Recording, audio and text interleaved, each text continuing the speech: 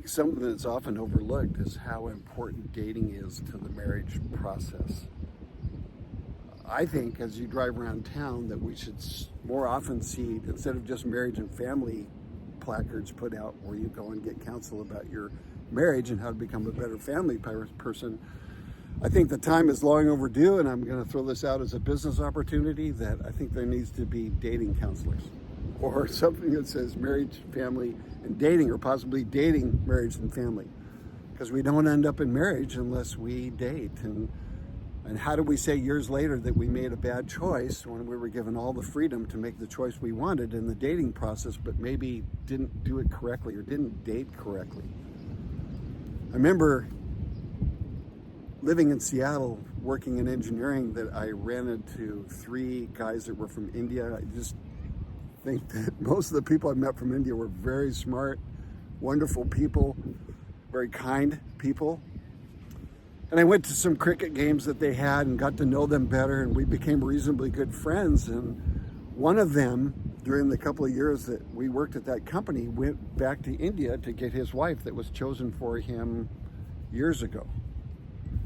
And I remember when he came back, there was some fallout from some of the guys, some murmuring, and from the guys and the people that worked around him went going, well, that's silly.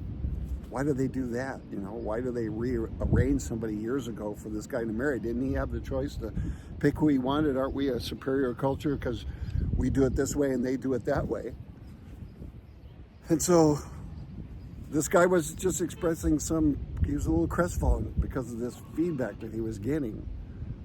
And he said 2 things I thought were really crucial. One was, this is the way we do it. This is our culture. You want to get to know me better? Understand our culture and where we come from. He said, dating the way you do it is your culture. This is our culture. The other thing he said, which I thought was really important, is he said, okay, so you guys get the freedom to choose. How's that working? He said, in my culture, I think probably the chances that marriages end up lasting is a lot higher. You guys have all this freedom to choose. How does that working for you? Why do you have such a high divorce rate?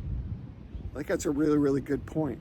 So I think we need to look at our culture and say, wait a minute, how do we date? Is there a better way to do it so that I can make a choice and have a long-lasting marriage? We're going to look at that, and I hope you'll join us. My name is Ken Connolly, and I'm the author of a book called The Forgotten Option. We look forward to having you on this series on dating.